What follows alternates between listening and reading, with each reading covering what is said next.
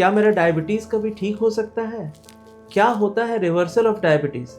क्या मुझे डायबिटीज़ की दवाई पूरे जीवन खानी पड़ेगी? क्या मुझे इंसुलिन लेना पड़ेगा? ऐसे बहुत सारे सवाल आपके भी मन में आते होंगे, या ऐसे बहुत सारे सवाल सोशल मीडिया में घूमते हुए आपके कानों में पहुँचे होंगे, जिसका आपको डाउट होता होगा क्या ये चीज़ हो सकता है? तो आइए आज हम लोग इस चीज़ पे डिस्कस करेंगे। मैं doctor Ujjwal, consultant diabetologist and physician. अगर आपको डायबिटीज़ है या आप डायबिटीज़ के हाई रिस्क पेशेंट हैं, जैसे कि आप अगर ओबीज़ हो या ओवरवेट हो या आपका बेली फैट बहुत ज़्यादा हो, अगर आप डायबिटीज़ के रिस्क में आते हैं, तो ऐसा क्या करना चाहिए जिससे आपको डायबिटीज़ ना हो? या अगर आपको डायबिटीज़ है तो ऐसा क्या करना चाहिए जिससे आपका शुगर कंट्रोल में रहे? बहुत सारे लोग या बहुत सारे डॉक्टर्स आप मिलते होंगे जो आपको बताते होंगे एक्सरसाइज करो, डाइट करो, बट कोई खुल कर के नहीं बताता आपको कि एक्सरसाइज में आखिर क्या करना है, कितना करना है, डाइट में खाना है तो क्या खाना है, कितना खाना है। आज मैं ये सब आपको बताने वाला हूँ।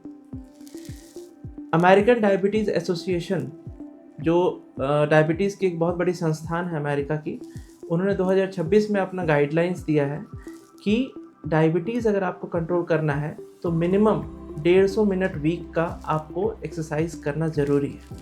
अब एक्सरसाइज में आपके मन में आता होगा कि कौन सा एक्सरसाइज करें। एक्सरसाइज में कोई भी मिड लेवल एक्सरसाइजेज जैसे कि brisk walking, cycling, for that matter dancing. आप अगर स्पोर्ट्स खेलते हैं तो बैडमिंटन या टेबल टेनिस आप खेल सकते हैं, स्विमिंग कर सकते हैं, कोई भी एरोबिक एक्सरसाइजेस कर सकते हैं। अगर ये आप 150 मिनट पूरे सप्ताह में, इसका मतलब है सप्ताह में सिर्फ 5 दिन भी अगर आप आधे घंटा एक्सरसाइज करते हैं इस टाइप के, तो आप डायबिटीज़ होने के रिस्क से, या अगर आपको डायबिटीज़ है तो शुगर बढ़ने के रिस्क से आप अपने आप को बचा सकते हैं। इसके अलावा सप्ताह में 2 से 3 दिन आप स्ट्रेचिंग एक्सरसाइजेज जैसे कि योगा या कोई भी स्ट्रेचिंग एक्सरसाइजेज आप कर सकते हैं, या इसके साथ वीक में 2 से 3 दिन वेट ट्रेनिंग एक्सरसाइजेज या रेजिस्टेंट एक्सरसाइजेज।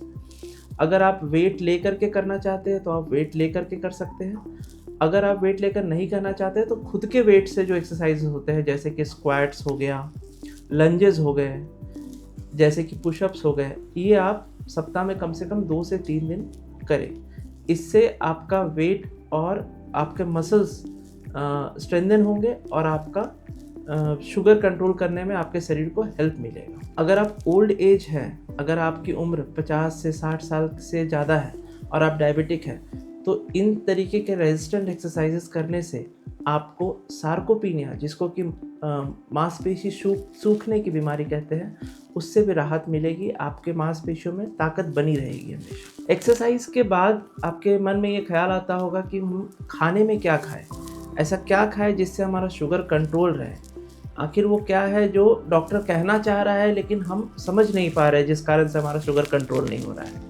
इसके लिए बहुत ज़रूरी है कि आप ये समझें कि खाने में कौन कौन सी चीज़ें होती हैं। खाने में मुख्यतः 4 चीज़ें होती हैं। एक होता है कार्बोहाइड्रेट, एक होता है प्रोटीन, एक फैट और एक फाइबर।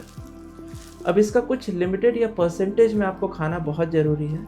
इसके लिए समझना बहुत ज़रूरी है कि कार्बोहाइड्रेट क्या है, फैट क्या है, प्रोटीन क्या है और फाइबर क्या है। ऐसी तमाम चीज़ें जो आप, जैसे कि रोटी हो गया, चावल हो गया, ब्रेड हो गया, कोई भी सीरियल्स हो गए, ये सारे कार्बोहाइड्रेट की श्रेणी में आते हैं।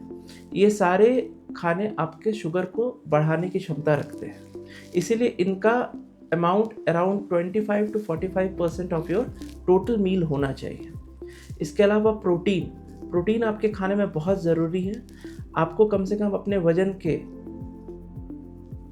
1 से सवा गुना प्रोटीन लेना चाहिए। मतलब अगर आपका वजन 60 kg है तो approximately 60 grams to 70 grams of protein आपको डेली लेना चाहिए। इसके अलावा फाइबर आपके शरीर में बहुत ज़रूरी है। ये आपके शुगर के एब्जॉर्प्शन को स्लो करता है और आपका शुगर कंट्रोल करने में मदद करता है। ये दिन भर का कम से कम 28 ग्राम्स होना चाहिए। इन सारे खाने की श्रेणियों में क्या क्या आता है, इसका एक ब्रीफ सा मैं आपको एग्जांपल देना चाहता हूँ ताकि आपके लिए इजी हो सके। कार्बोहाइड्रेट में जैसा मैंने बताया, रोटी, चावल, सीरियल्स जितने भी होते हैं वो आते हैं।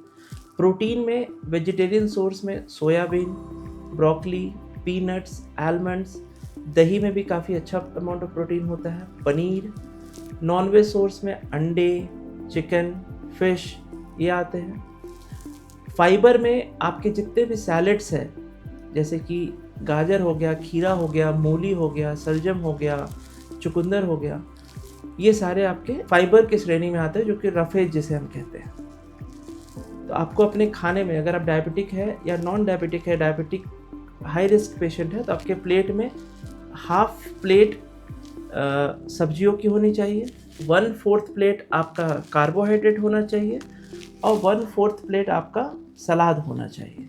इन सब्जियों में ही आपका प्रोटीन और फैट कवर होना चाहिए, ठीक है। अगर आप सब्जी लेना चाहते हैं या नॉनवेज लेना चाहते हैं या वेज में प्रोटीन सोर्स लेना चाहते हैं, इस तरीके से आपका प्लेट 3 हिस्सों में बटा होना चाहिए। डायबिटीज से जुड़ी अधिक जानकारी के लिए हमारे चैनल को लाइक, शेयर और सब्सक्राइब करें।